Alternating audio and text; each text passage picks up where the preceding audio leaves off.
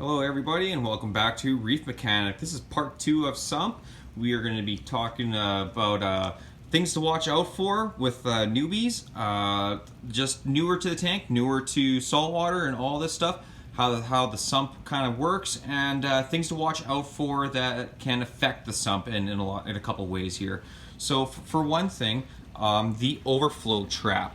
You must always keep an eye on this thing. As soon as you see it coming down a little bit and you see it's starting to cup in the middle, you must lower the trap a little bit or add more water. You know, it's up to you, but I like to lower my trap a little bit, and after a day or two, you know, whatever, 3 days, I will then close the trap up. I will take a salinity test and I'll see where my water's sitting, and then I will add to match it. When adding your water to your tank, do not do the YOLO thing and add it straight to the tank. You will cause debris and bubbles and everything to come up, everything from the live rock, everything from the bed, everything that is sitting, like all the nitrates and stuff that are sitting all over inside in the rocks and the holes and stuff, and then it will come into your pump and it will make a frickin' mess. Okay, so let's talk about, let's say you guys don't have a skimmer right now, or you do, you know, we'll just say it's there or it's not, whatever. But if you don't, you know, you're gonna have a bare casing, right? There's gonna be nothing there, or the skimmer's there. Now you can see all these particulates here. This is all from the sand bed, from the crushed coral sand bed, you know, whatever. So this is kind of an issue.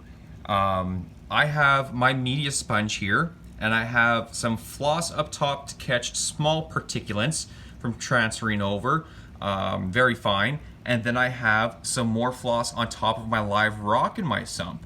The reason for the floss being down here is that a lot of stuff is, as you can see in that little spot right there, there's actually a little bit of crud there. So this actually will transfer over into chamber 2, and then you will have that in there, which then transfers into chamber 3.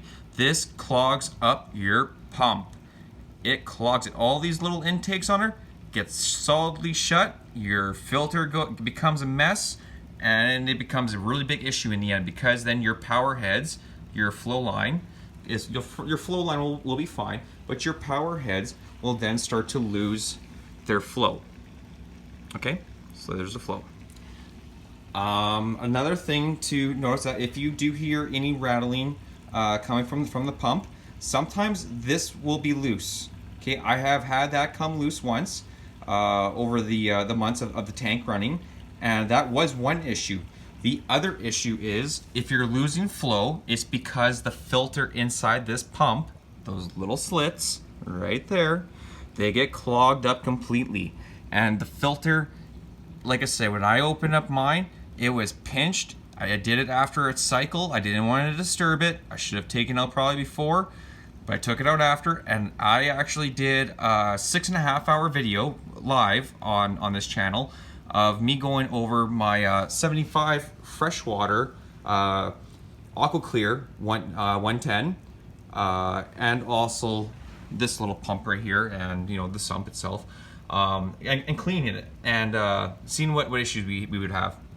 That was the main issue, is that when it was manufactured, the filter that's in there, it's pinched. It was, well, mine was pinched in 2 spots, and it created a low flow problem, and of course with the crud that had transferred over from 1 to 2 into 3.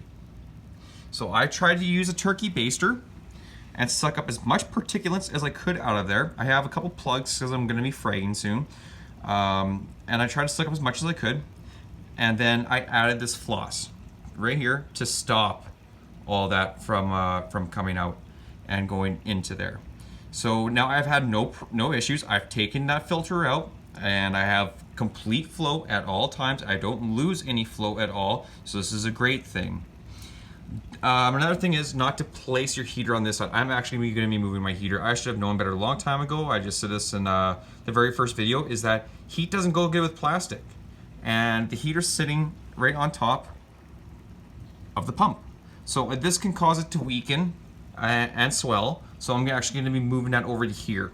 And then there's another reason why I'm moving it over to here, is that this right here is actually a really good current zone right here, because the water comes in, swirls around. If you look down inside there, straight down, you're going to see there's a little bit of a whirlpool at the top. That's your current coming down to the pump. So that's going to have more flow, constant flow. You're going to not going to have a loss in temperature in any degree or anything like that, especially with a really good heater like this, not a cheap one. I highly do recommend them. The Fluval, I forget what it's called, but it's their digital one. It actually has a case, like a cage that goes completely around it. I had to take it off to fit it in here. But it's perfect for it, absolutely perfect for it. As you can see, my tank sits at 178 178 exactly. It will not fluctuate from there. Possibly by a half a point, never by a full degree.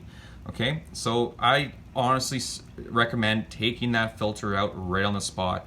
It's not an issue that Fluval made. It's just how the product came, right? It's just they purchased their own, or have their own pump, or purchase the pump. This is how it's just given to you, right? So just remember, when you do want to clean it, the best way to do it is to use a turkey baster, a long one. So you can go from the top, suck this all out, suck that all out if you have to. I shouldn't have much down there, mostly just the live rock little pieces. We'll take a little peek. Yeah, there's nothing down there really. There's a couple specks here and there. It's probably just from the live rock from when I dropped it in there, kinda. So this is a really good thing to have here. I think a complete setup is phenomenal here. I'm really impressed by what I have here, and it's done very well.